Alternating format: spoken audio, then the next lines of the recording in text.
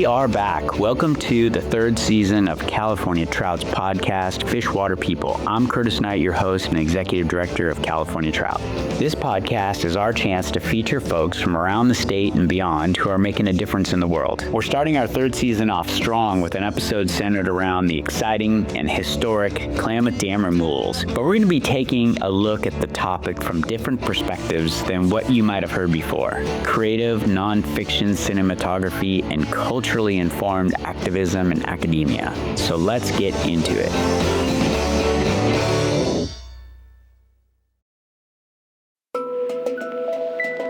Our first guest is Shane Anderson. He is a filmmaker and cinematographer whose work has been featured on the BBC, PBS, Netflix, and news outlets worldwide.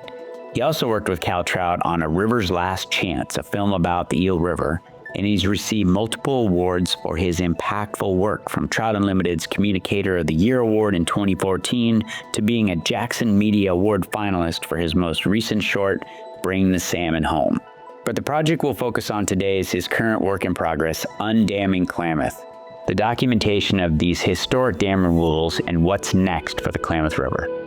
Okay, Shane Anderson, welcome to the Fish, Water, People podcast.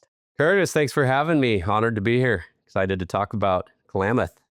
Yeah, I mean, you've been on the grind of documenting every step of the way of the deconstruction process, and I want to talk a bit more about that because it's been a marathon. And before we get into all that, let's talk a little bit about you and how you got to this position of really having such a lead role in documenting this big effort. How did you get to the Klamath? How did this whole thing come about? This project's really the culmination of my whole career. My whole career was really born out of the Klamath Basin over 20 years ago when I started going up to the Klamath and the Trinity Rivers to fly fish for steelhead as really a form of therapy, as I recently lost my ski career, just recovered from a broken back that almost paralyzed me. Lost a lot of friends in skiing. I mean, it was a really kind of hard time and transition in my life, and found myself going up there and spending weeks at a time alone on the river with friends on the river, searching for steelhead. Yeah, as a healing mechanism and kind of reconnecting me to my ethos and roots and finding who I was as a person. But it was also the place where I realized that this thing I loved, this fish, was also in trouble. So it was also kind of my window into the conservation world and environmental awareness, and is what led me to go back to school at Humboldt State University to study fisheries biology. And it was there that I had the epiphany to kind of merge storytelling and documentary with what I loved, which was wild steelhead and salmon and rivers, and trying to use film as a tool, as a catalyst for change and to get people engaged. I love that because everybody relates to a story. The storytelling is so powerful. And I think about it as like it's a form of monitoring. It's like the scientific monitoring. One thing those two things have in common is they're really hard to fund, amazingly, because sometimes those are some of the most powerful things. You know, you can get the funding for the do oftentimes, but it's really hard to get the funding for the science and the research and the storytelling and the creative aspect of it that really that's what people remember.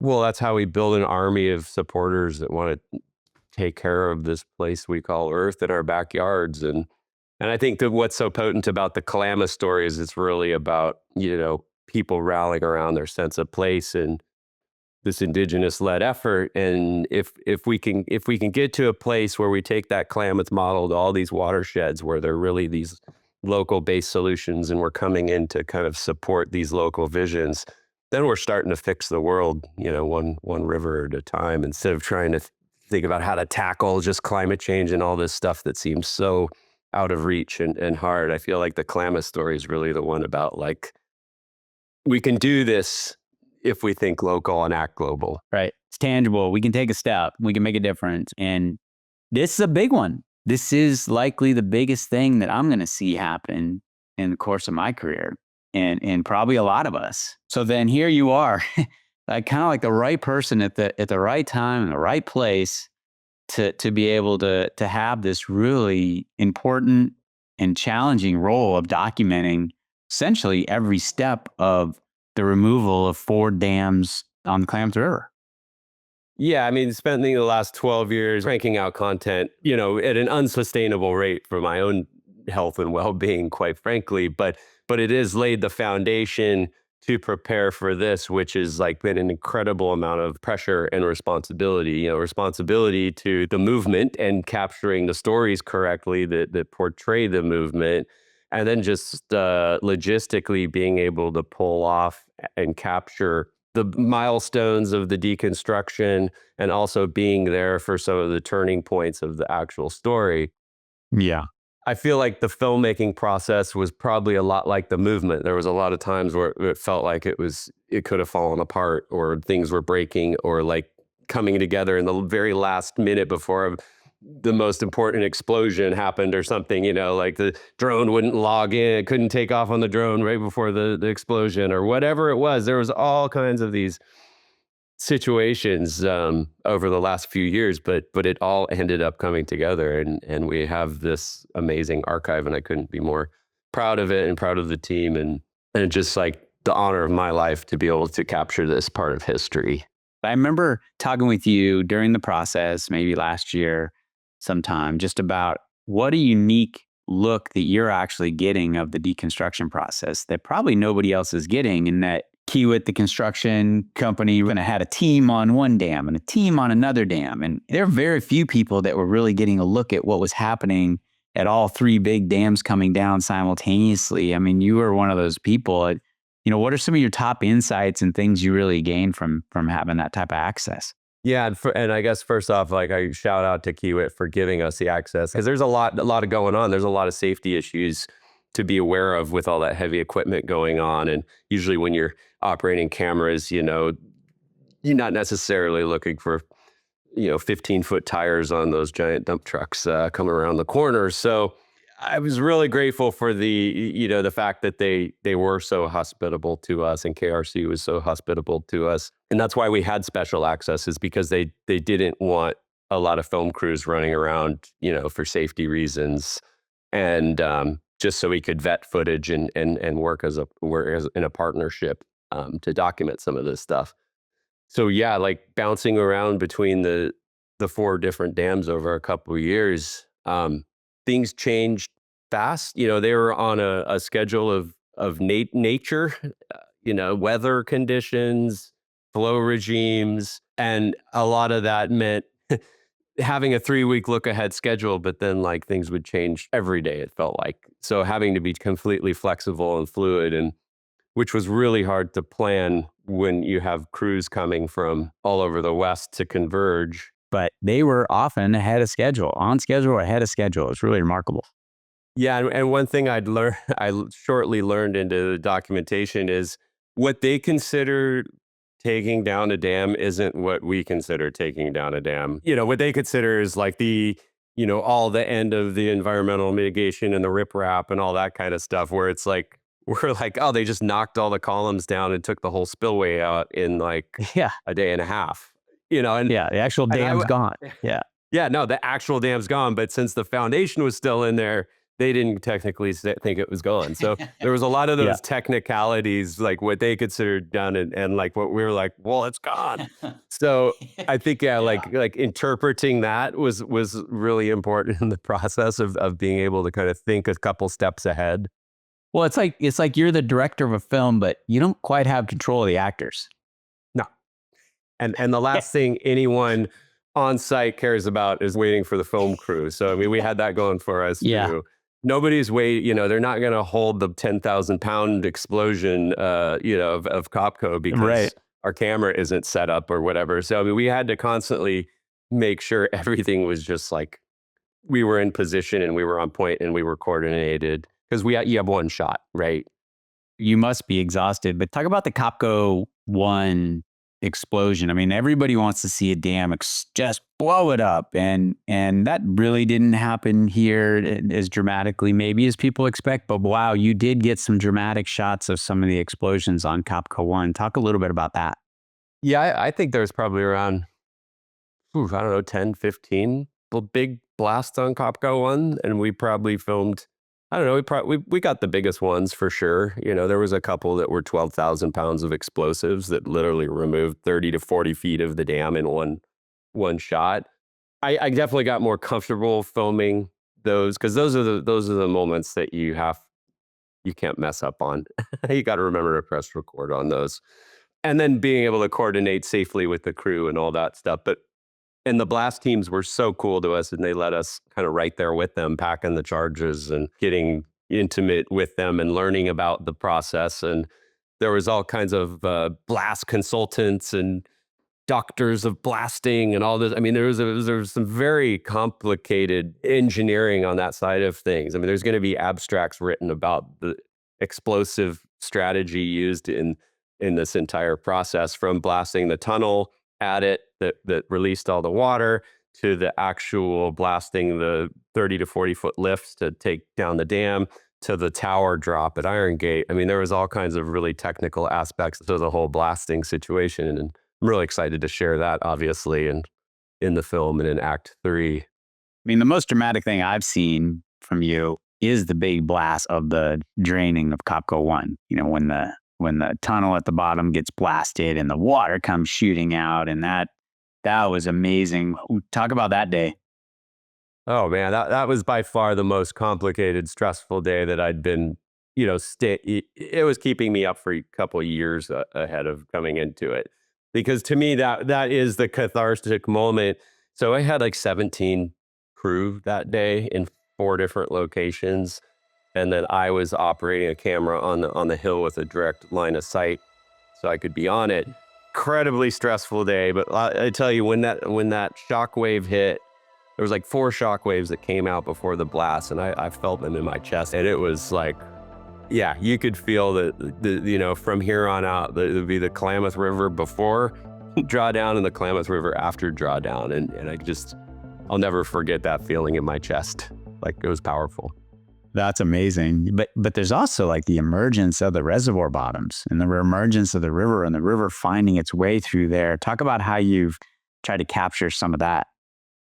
Yeah, I mean, that was, I hadn't really emotionally prepared for that time. I knew that drawdown there was going to be a lot of change, and it was going to happen real quick, but it almost felt like dystopian for a number of weeks. And it was heavy to watch the river in that condition. I mean, everything definitely, dissolved oxygen crashed below zero within the reservoir footprint, and probably down to about the mouth of the Shasta River. So there was a section where it really, it looked apocalyptic there. I mean, it was like literally the death before the rebirth. But then to see the very first sprouts after the seed crews out, because the seed crews were literally out there as the reservoirs were drawing down, which was incredible, putting on 15, 20 miles a day each, throwing, hundreds of pounds of seeds a day. And then I remember going to Fall Creek the day that those first seeds started germinating and popping up, and then they just took off. So it went from this this heavy feeling to kind of this renewal feeling within, a month. And it was just incredible. Give us some of the highlights especially over the past 4 or 5 years during this process, some of the people and some of the stories around that. Yeah, I think one of the things that I love about filmmaking and telling stories is that I get like a 50,000-foot view, because I go talk to people and in all kinds of different communities across the basin. The Klamath has a very diverse perspectives in a relatively small area. I think that's what's made this project so much more challenging than other dam removal projects I've documented, and is because people are actually affected and visually see it along the entire route. Like up in Elwha, that was like up in the park, up in the Nooksack, that was up in National Forest. A lot of the dam removals haven't had these large communities so dependent on the waterways, and so politically divided and socially divided and economically divided, which has made it a lot to balance, and a really interesting view on the sociology of the basin, and the future of environmental restoration within civilizations and how they interact. Yeah, yeah. That's a great point. Yeah. I mean, hundreds of miles of communities of all types up and down that river. Yeah, it's a great point. And I think kind of one of the things that I didn't really expect is that no matter what side of the debate you're on, everybody in that community is tied to the river and everybody cares about the environment. It's just, they're just trying to protect their way of life and their connection to their sense of place. So there is some shared humanity. So it's such a learning process and such a process of personal growth for me, especially with the Indigenous communities and really getting to understand the root of the ethos and the worldview, the real basis of the ceremonies and what reciprocity means and how the communities share so much and depend so much on the health of the watershed and the salmon, and being able to see it more through their eyes just gave me a whole new perspective about connection to place and how there was so much tenacity and resilience among the community to keep fighting for 25 years at this thing. And then once you kind of live it and immerse yourself in it and become friends with folks down there, it made it real and has been a life-changing experience. Well, Shane, thanks for taking a little time and giving us some insights into what it was like to film this amazing, momentous occasion of 4 dams coming out of the Klamath River. Yeah, I'm just, now the pressure's on to just make it as cinematic as possible, and I'm really excited. It's a unique, one-of-a-kind story, and I just cannot wait to bring it to the world. For those of you listening who want to learn more or stay updated on release schedules and where you can see the film, check out undammedklamath.com and swiftwaterfilms.com. You can also find Shane on Instagram at Swiftwater Films and at Shane Anderson Film.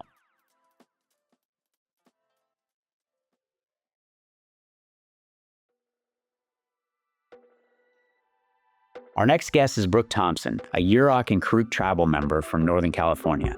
She works to bring together water rights and traditional knowledge through engineering, public policy, and social action. She has an impressive academic and professional resume and is an inspiring advocate and public speaker. We're honored to have her join us today to talk about what the process of dam removal and river recovery has looked like for her. It's not only her profession, it's personal. She grew up on the banks of the Klamath and has a deep connection to the river. So let's welcome Brook to this show and hear her thoughts on this momentous time in history. Brook Thompson, welcome to the Fish Water People podcast. Thank you for having me here. Well, we're excited to talk with you. Obviously a lot of excitement around the removal of the Klamath dams. We're really interested to get your perspective. So maybe just to start, tell us a little bit about who you are. I'm from the Yurok Reservation in Northern California at the mouth of the Klamath River. I'm enrolled in the Yurok tribe, but I'm also a Karuk tribal person as well. And I grew up along the mouth with my father and my family, where I spent almost all my summers fishing.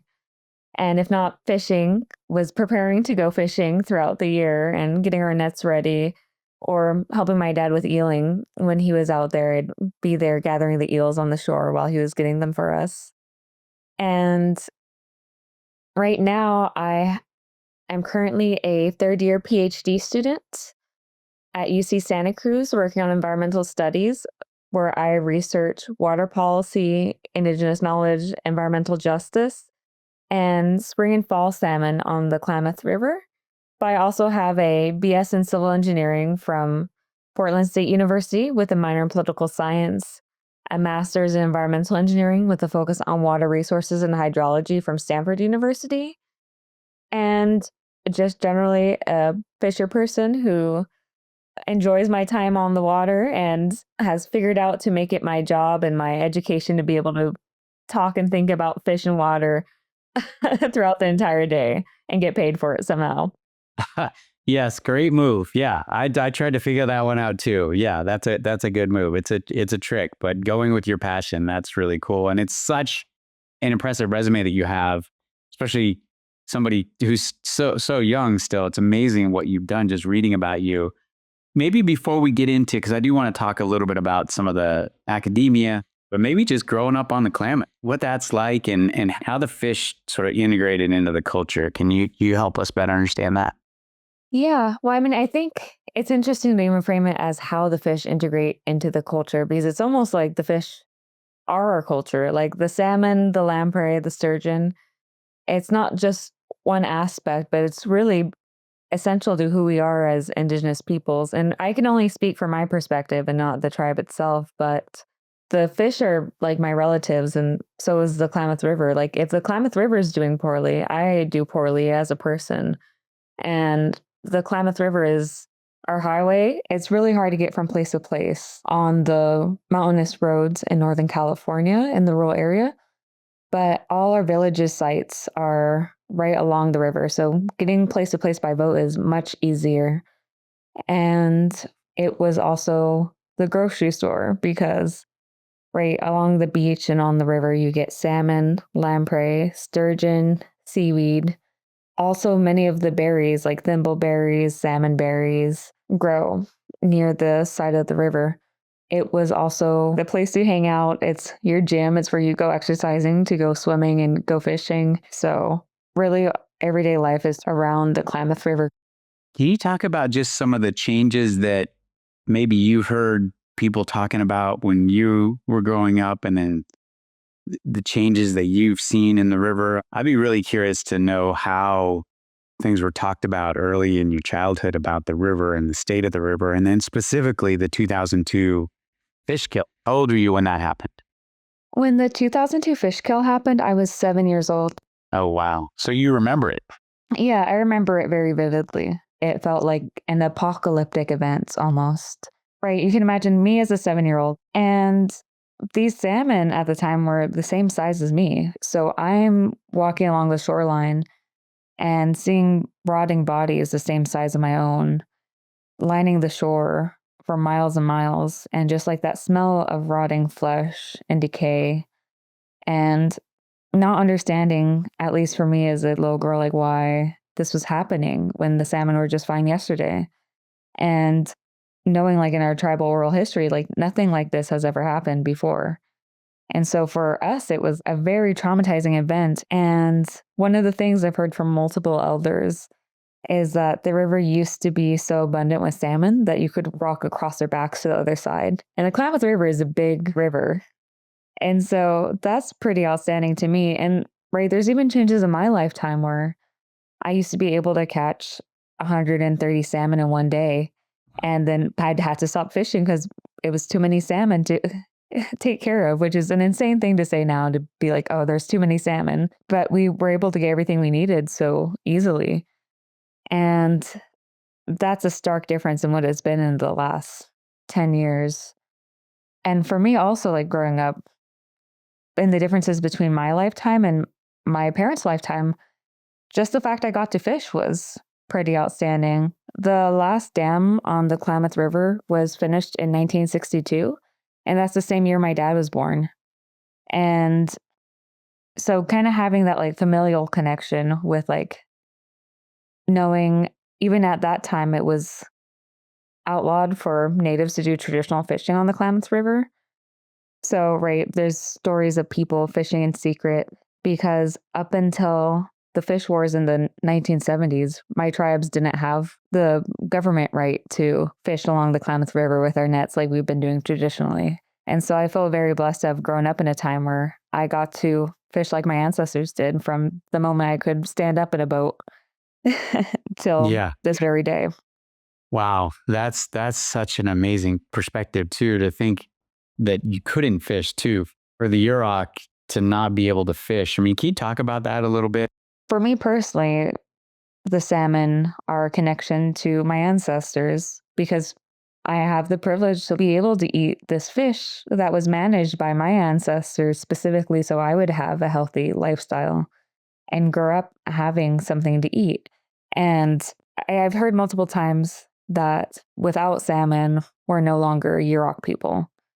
And so the fight to keep salmon alive and to keep a healthy river, it's a life or death struggle for us because when there's not salmon around and we have to eat other foods and we're forced to kind of participate in a world that was never really made for us, then you get these high diabetes, cardiovascular diseases, and obesity rates that are literally killing people. And it also has this mental health effect. This lack of cultural connection lowers self-esteem, and this lack of time with family and connection to culture, I don't think can be separated from the mental health crisis the tribe has been facing. Yeah, you can see the connection there. I think you described it well from a physical health standpoint and a mental health standpoint. The idea of not being able to fish for whether it's your rights were taken away, and fortunately that got turned around, but then there's no fish or not enough fish. And you've seen this for your whole life, just in the, what are you, 20? I think you're 28 years old. Is that right? Yeah, I'm 28 now. Yeah. So the 28 years that you've been alive, you've seen the steady decline of the fish, while at the same time, you're right in the midst of this fight in a lot of different arenas, but specifically to get the dams out of the river. Can you talk a little bit about how that particular part of the fight, the dams part of the fight, sort of interweaved its way into you growing up? One aspect you mentioned earlier with the 2002 fish kill, I wanted to know why this happened, how we stop it from happening again. And that led me partially into the civil engineering field. These dams are a large infrastructure project at the end of the day. And there's all this complex conversation about pros and cons of dams and why we should remove them or not remove them, etc. And I want to be able to make up my mind for myself and have a better understanding of why we have dams, how you do remove them, and understanding these conversations from a more technical standpoint. And that's why I went into the career field I'm into today. And I've seen the advocacy I'm able to do by connecting this Indigenous perspective with a more academic, Western, kind of hard science perspective. And they often align with each other, but because there's not many Native American engineers, and especially not many engineers that are good at talking to the general public, it's kind of been a niche for me to like combine these perspectives together and show that they do work together very well to make a better argument for dam removal. I'd love to talk more about that. Those two things coming together, you can see the power in that. How does it feel? Does it feel like sometimes they're at conflict? Does it feel like it makes sense and they can be integrated? How do you feel about it? I think they make sense together and can be integrated. I think the issue is a lot of times like scientists and engineers don't realize how much of their own positionality actually goes into their work. For me, it's more like all these scientists who created these equations and are creating these frameworks, and even in policy too, who are creating these policies are coming at it from a certain perspective, a certain lived experience. And maybe we should consider that there's different ways of seeing the world that can be beneficial and have real world outcomes and impacts. And there's also like this idea in sciences too that we want to come up with these fundamental equations that generalize everything in the world. When I think the benefit of traditional ecological knowledge is that, right, traditional doesn't mean old, it means time tested and knowledgeable. And there's a lot of emphasis and value in understanding local equations, local perspectives, that maybe we should focus not on like creating these generalized equations for the entire world, but maybe just understanding one river, one stream, one creek extremely well is also beneficial. I'm getting this PhD and have these engineering degrees, so I'm listened to more than some other community members. But really, everyone who lives on the Klamath River has like a PhD on their specific part of the Klamath River and where their family's been for generations. And I think, for example, with dams, we as engineers should also be thinking about how we remove the dams when they are put in. And that's like an Indigenous perspective, is thinking in 7 generations or longer term. And yet we put in these dams and we're like, well, leave it to the next engineer to figure it out. But these dams have design lives. They aren't meant to be here forever. They have a time limit on them. And yet we're just leaving that to the next generation. And I think that's not a very smart decision, and that we need to be thinking longer term like tribes have been doing traditionally. Yeah, then if you're going to go build a dam, you got to be thinking about how you're going to take it out. I think that's really well put. And just thinking about the Klamath dams and leading up to what's happened just in the last year and a half with them actually being dismantled. Can you describe a little bit about how you felt about that and seen it, and how the tribal community on the river is feeling about that? Yeah. I mean, I grew up from the time of the fish kill and throughout all these conversations about if we should remove the dams, the wins, the losses, and the back and forth that happened for decades now. And I said I wasn't going to believe the dam removal and I wasn't going to celebrate until I saw it being removed with my own eyes. Right. And I was able to stand at the overlook looking at the Iron Gate Dam when the first scoop was removed from it. And that moment is just impactful to me as the fish kill. That kind of breath of fresh air where it felt like almost the weight that I've been carrying around about the dams and about the impact of salmon was being lifted off my shoulder at the same time this weight was being removed from the dams and being physically lifted and put over on the mountain. Going up at the end of the day and like seeing this first pile of rocks removed from Iron Gate Dam and just thinking all these years I've been looking at the dam from the bottom and it's just like this huge structure that feels so impossible to move. And then at the end of the day, like standing there and being like, oh, it was just like a pile of rocks the entire time. That was so easy. Like, yeah. Why it takes so long? On the other side, it seems so much easier than it was at the very start. It's just so invigorating. And that has just been something that will stay with me forever. And just especially like the happiness I felt knowing the salmon started to go above where the dam site was. It is amazing. I mean, it just seems so surreal to go look at those spots where those dams were and now that they're gone. And the fish responding the way they do. What do you see for the future? What's going to happen in the next 5 to 10 years? What are some of the hopes that you have for the Klamath River? Oh man, well, one of them is just the continued restoration work, right? Really, it's an ongoing process because it's not just about the physical pieces of like those rocks or that concrete that were there, but it's about the trees that are being planted along the creeks that are attached to the Klamath River. It's about the regulation that goes into water allocation in California and Oregon. And it's about this continued work that goes on after the dam removal and will continue for, I hope, my entire life. We need to take the Klamath Dam removal as a lesson, but also knowing that the easiest way to remove a dam is to never build one in the first place. Hear you. Yeah.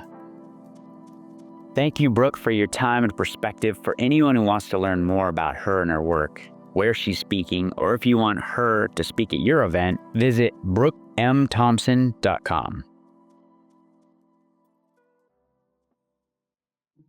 And now a quick check-in from CalTrout's Mount Shasta Klamath Regional Director, Damon Goodman. He's been on the ground during every step of dam removal and river recovery. So let's get the latest update and hear a little bit about the partnerships that made this incredible project possible.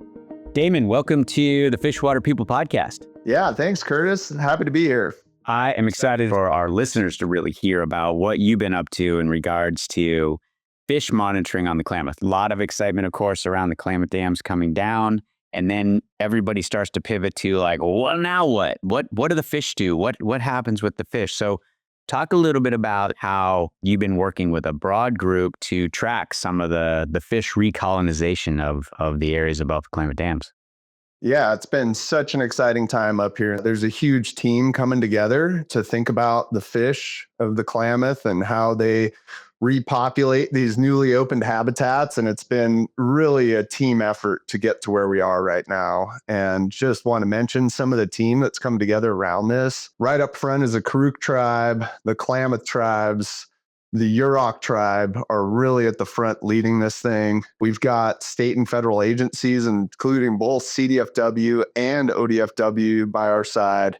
NOAA Fisheries, USGS, Bureau of Reclamation, also recognizing Cal Poly Humboldt and UC Davis's efforts to help guide the science on this. And then folks from other dam removals, like up in the Elwha, they've really been some of our technical advisors of like, what happened up there over the last decade and how can we modify those tools down here in the Klamath? It's been really about building a community around the fish and around the science, all coming together, bringing their expertise to the table. Like, how can we help? What resources can we bring to this issue of like, wow, the dams are out. Now what? You know, this is not the end of the story. This is really the beginning. Yeah, that's really cool. Well, talk a little bit about you are scrambling, I know, with this group to get the equipment in place. Talk a little bit about bringing that together and the equipment that you have in the river to try to track some of these fish. Yeah, it's been such a dynamic time. And like day by day, we're tracking the conditions, all the things. we had some equipment at a spot close to Iron Gate Dam. And then as soon as the construction was completed, it was safe enough for our crews.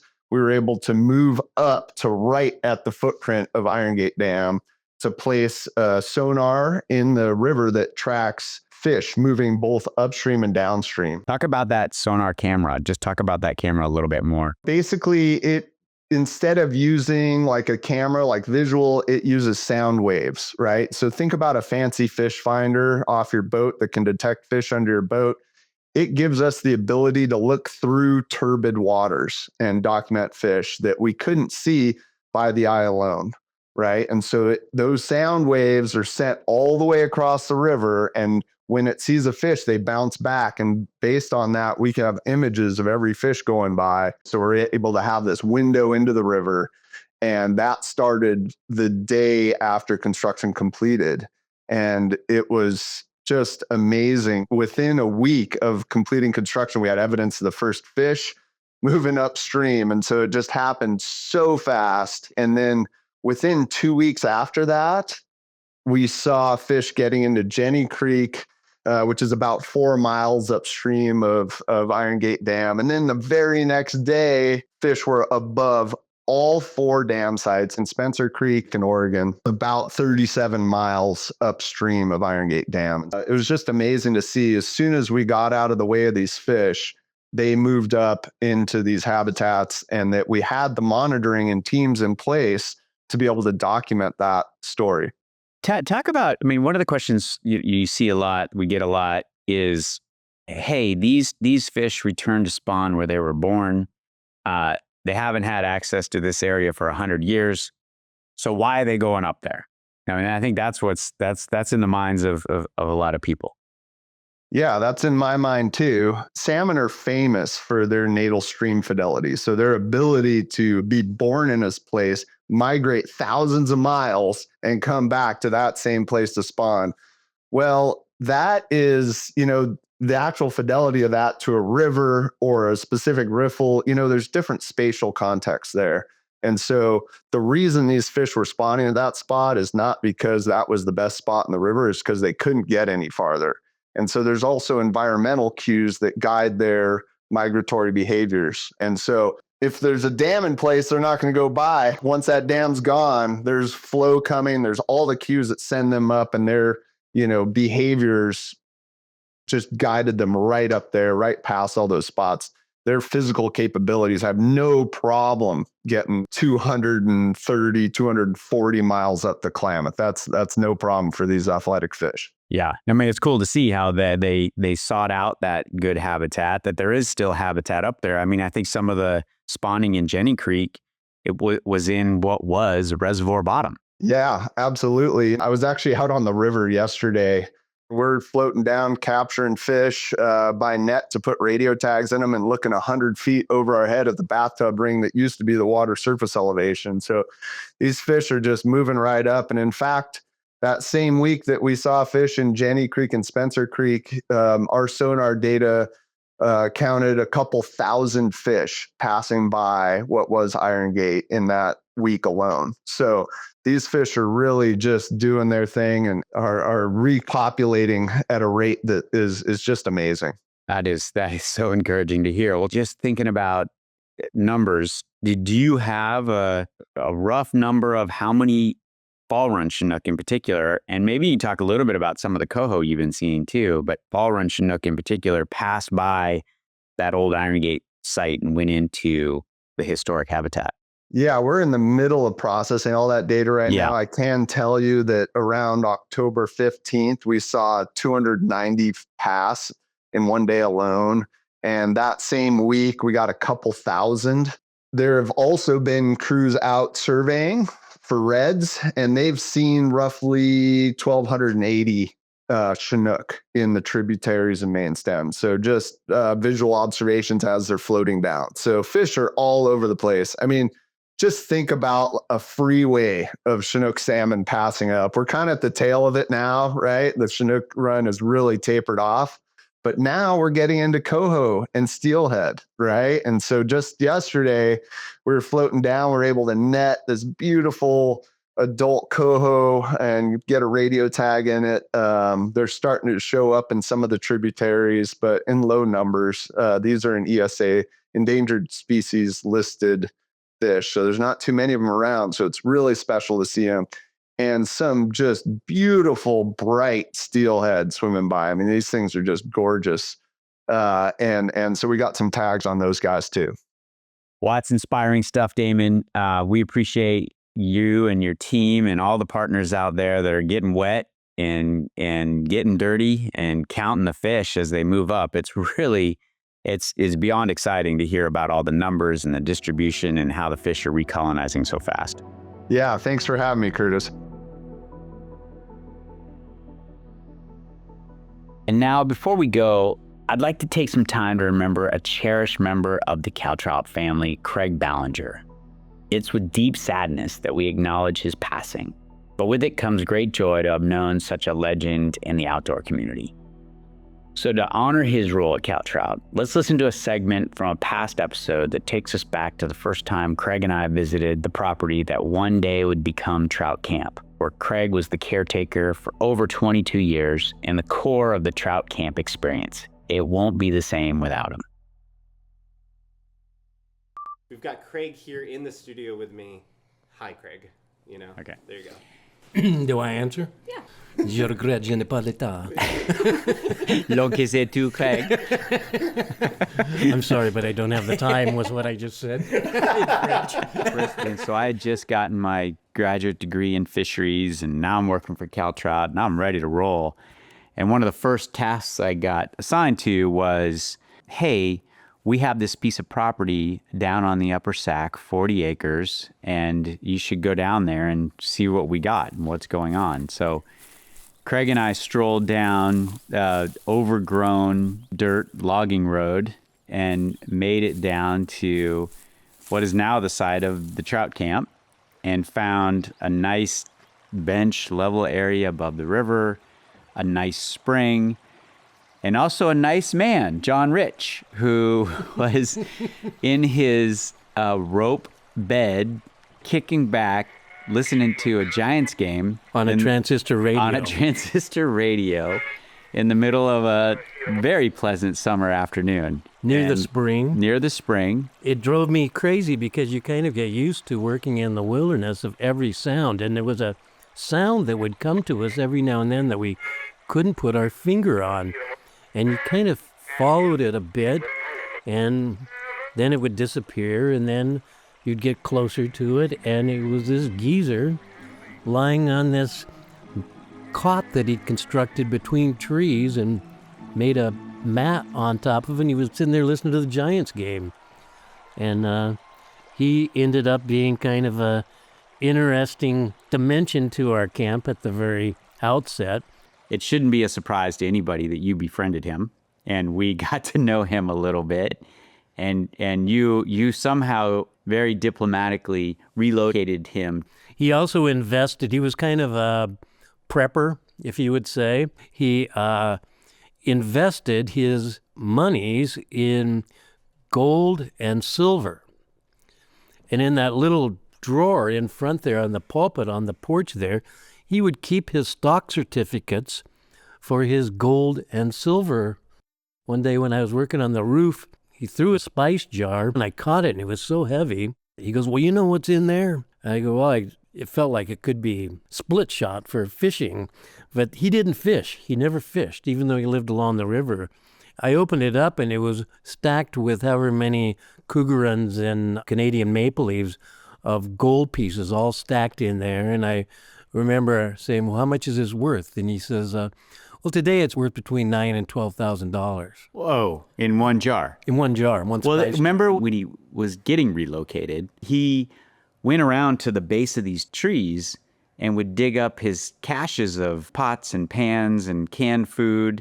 And, there's sort of been like a half a dozen trees he went to the base of and would just unbury his stuff. He inherited that spot from someone else, and one day he goes, let's dig up this one. He goes, I heard about this hobo here that figured out a way to spend his winter in New Zealand, have all this American money in cash sent to him, and that he could figure out a way to bring it back into America. It was supposed to be something like $40,000.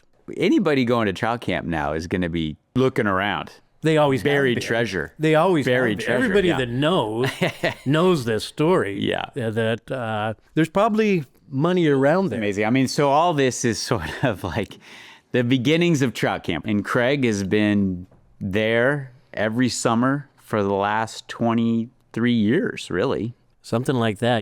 Craig, thanks for coming in to Trout Camp Studio. Thank you for having me, and I'll see you along the river.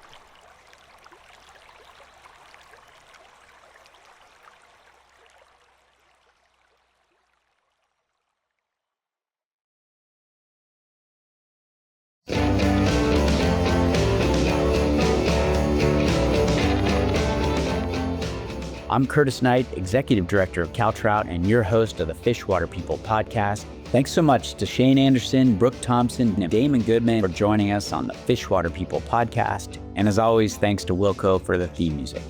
This episode was written, produced, and engineered by Bridget Shaw and Drew Alvarez of Pusher Media on the banks of the Sacramento River in the historic train and trout town of Dunsmuir, California.